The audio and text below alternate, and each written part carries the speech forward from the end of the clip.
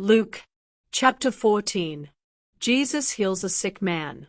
One Sabbath, Jesus was having dinner in the home of an important Pharisee, and everyone was carefully watching Jesus. All of a sudden a man with swollen legs stood up in front of him. Jesus turned and asked the Pharisees and the teachers of the law of Moses, "Is it right to heal on the Sabbath?" But they did not say a word. Jesus took hold of the man. Then he healed him and sent him away. Afterwards, Jesus asked the people, "If your son or ox falls into a well, wouldn't you pull him out at once, even on the Sabbath?" There was nothing they could say. How to be a guest. Jesus saw how the guests had tried to take the best seats.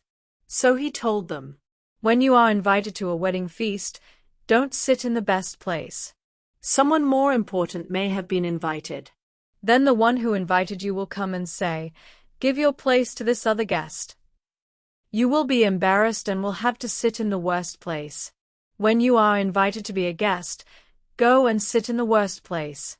Then the one who invited you may come and say, 'My friend, take a better seat.' You will then be honored in front of all the other guests. If you put yourself above others, you will be put down. But if you humble yourself, you will be honored." Then Jesus said to the man who had invited him, "When you give a dinner or a banquet, don't invite your friends and family and relatives and rich neighbors. If you do, they will invite you in return, and you will be paid back. When you give a feast, invite the poor, the paralyzed, the lame, and the blind.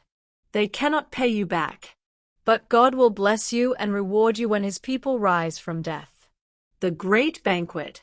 After Jesus had finished speaking, one of the guests said, "The greatest blessing of all is to be at the banquet in God's kingdom." Jesus told him, "A man once gave a great banquet and invited a lot of guests. When the banquet was ready, he sent a servant to tell the guests, 'Everything is ready. Please come.' One guest after another started making excuses. The first one said, 'I bought some land, and I've got to look it over. Please excuse me.' Another guest said, 'I bought 5 teams of oxen, and I need to try them out. Please excuse me.' Still another guest said, 'I've just now married, and I can't be there.' The servant told his master what happened, and the master became so angry he said, 'Go as fast as you can to every street and alley in town. Bring in everyone who is poor or paralyzed or blind or lame.' When the servant returned, he said, 'Master, I've done what you told me, and there is still plenty of room for more people.' His master then told him, 'Go out along the back roads and make people come in, so my house will be full. Not one of the guests I first invited will get even a bite of my food.'" Being a disciple. Large crowds were walking along with Jesus, when he turned and said, "You cannot be my disciple, unless you love me more than you love your father and mother, your wife and children, and your brothers and sisters. You cannot follow me unless you love me more than you love your own life. You cannot be my disciple unless you carry your own cross and follow me. Suppose one of you wants to build a tower. What is the first thing you will do? Won't you sit down and figure out how much it will cost and if you have enough money to pay for it? Otherwise, you will start building the tower, but not be able to finish. Then everyone who sees what is happening will laugh at you. They will say, 'You started building, but could not finish the job.' What will a king do if he has only 10,000 soldiers to defend himself against a king who is about to attack him with 20,000 soldiers?